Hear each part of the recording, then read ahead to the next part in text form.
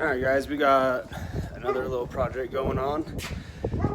So every time I'm driving the wife's car, going down the road, you hit the brakes and the steering wheel starts shaking, or your foot pedal starts pulsating. That's usually warped rotors. So I'll be working on a 2011 Buick Enclave.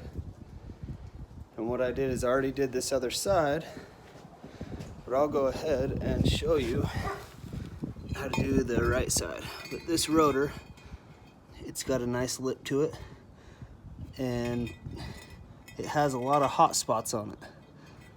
All those black marks, those are hot spots. And this was starting to pulsate really, really bad. So I got some new ones. So let me get this jacked up, and right here, got the jack right there. Gonna jack it up and take that tire off, and I'll get back with you. Alright, so when you're jacking the car up on this Enclave, you want to be careful that you don't hit that oil pan right there. This is going to be a nice sturdy spot right there. That's where the lower control arm hooks up to, and that's exactly where I'll be jacking it. See if I can kind of get that angle for you guys.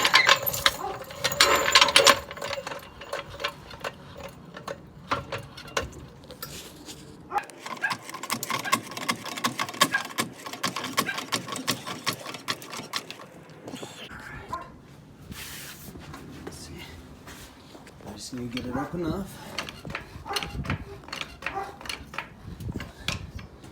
What I did is I already pre-loosened these lug nuts while it was on the ground, because if you try and loosen them up while it's off the ground, your tire's just going to spin on you. So I already loosened them up, and what I'll do is I'll finish taking these off and get back to you. Alright, so now that we got that tire off, what I got to do is we are replacing this rotor. You can see it is really warped, and it just does not dissipate that heat. So we'll be taking off the caliper, and I'm going to take off the whole bracket. So I'll need to get back here. I'm going to be taking off this bolt right here, and then there's one more on the bottom right there. And these they have Loctite on them, so I'm going to be using a breaker bar and a big socket. So let me get those broken off, and we'll get to the caliper remover. Alright, so I got these loose enough, and they do have that red Loctite on them, which makes them very difficult to come off by themselves. Alright, got that off. So now what I'll do is, for you guys that don't have any of the tools to press out that piston on the caliper, all I'm going to do is pull on it, and what that will do is kind of push in that piston, which is in on the inside.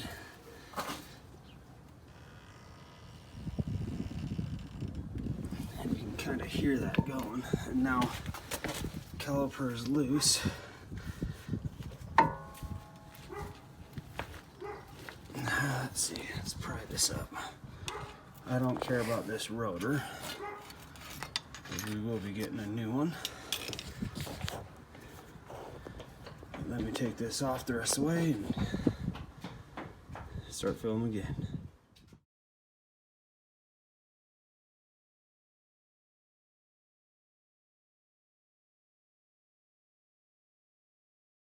I'm just gonna do... Hello? Hello?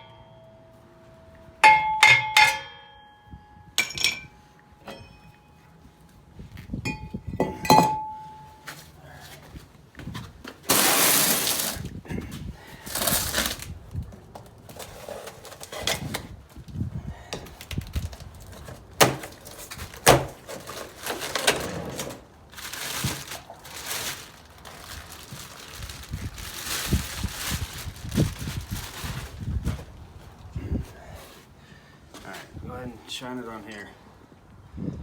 Okay, so with every new rotor, they're gonna spray on it's a weird sticky film to keep it from rusting. You wanna make sure you take all that off. It already has the cross hatching on there, so I won't need to do that. You do need to spray it. Some brake cleaner.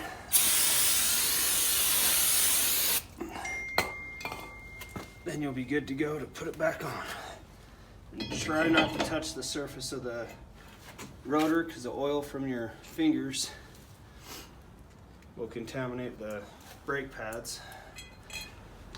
And you'll go through brake pads a lot quicker. And put back in that bolt that comes from the factory to hold on the rotor. Make sure it's snug down. And you're supposed to use some red Loctite. All I got is some blue, which will be fine. It's just a medium strength. The red is high strength. So you just want to make sure you coat the nut or bolt. Just do it on the tip of the threads. I think he's just right there. Camden! Okay, so once you get those coated. Now you can slide back your caliper.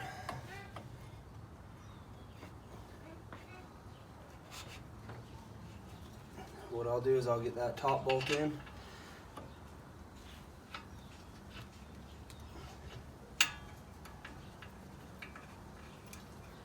Once you get a couple threads and get it back, you're gonna have to push the bottom of the caliper in and just feed it through until you find the hole.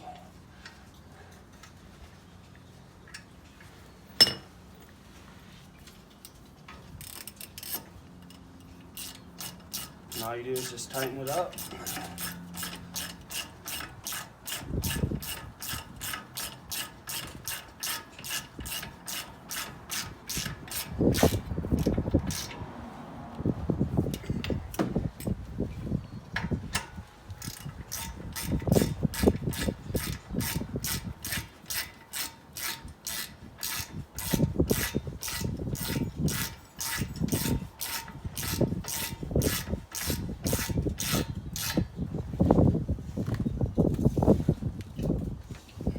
As tight as you can, and afterwards I'm going to grab my breaker bar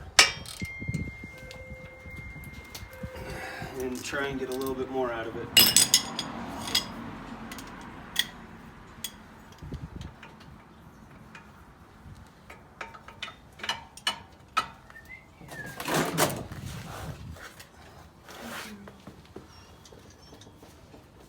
Because you do not want these coming off while you're driving.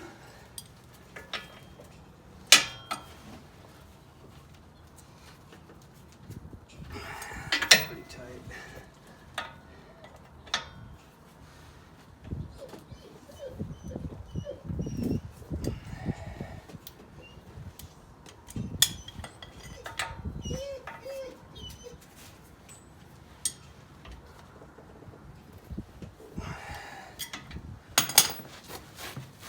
So you got your caliper bolts done. Go back through. Spray everything off. Notice all that brake dust coming off.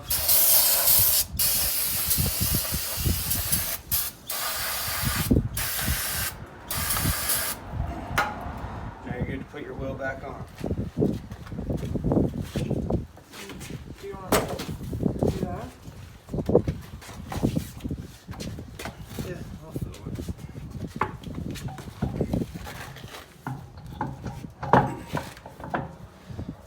And there'll be some people wondering why I didn't replace the brake pads. Well, the brake pads are brand new. I replaced those just a couple months ago. So there's no point in replacing those.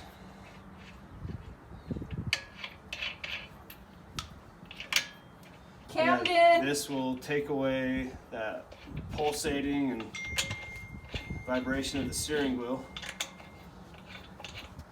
And it's all from the rotors getting too hot.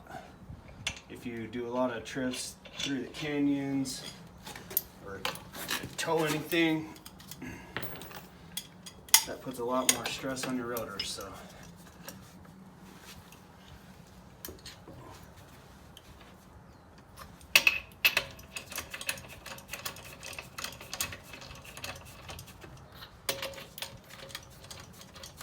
now you guys all probably put on tires, so I'll stop from here, but so just remember, if you're ever getting a pulsating in your brake pedal, it's almost 100% it's going to be your brake rotors. They're going to be warped.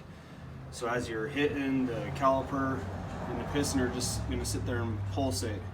And that's why your brake pedal is going to sit there and bounce up and down. And then also when you're going 65 and you go to hit the brakes, and you just start hearing a weird grinding noise, moaning noise, and then your steering wheel starts shaking a little bit. They're too hot. Your rotors are way too hot. They're getting too thin. They won't dissipate the heat. So that's another reason why I just replace the rotors every now and then. I mean, you can get them turned, but these were already too thin, couldn't turn them. So just replace them. All right, so now that we got those rotors on, one thing I did not mention is before you take off anywhere, make sure you pump the brakes, because right now you actually expanded that piston, so your brake pads are not contacting that rotor tight like they should be. So you just get in your car, show you on down here, you see my foot on the brake, I'm gonna pump it till it gets hard. And what you're doing is you're pressing that piston in towards the rotor, and now you're good to go. So that's a easier fix than taking it to a car shop. My quote was well over $400 just to replace the rotors. And I went to the auto parts store, and these rotors ended up being about $85 a piece. And they're expensive, but just remember, you don't have to replace them every brake pad change or anything like that. So it's good to get a good quality rotor on there and just keep up on your brakes, maintain them, and that's it. As long as you keep up on your maintenance, you'll be good to go. And just tune in for more videos. I got more stuff going on between the Suburban right here, and I got this Nissan that I got to do some ball joints, tie rods, and everything on that as well. So just tune in for some more. And if you have any questions, please don't be afraid to ask. I'll answer the best I can. And thank you for watching.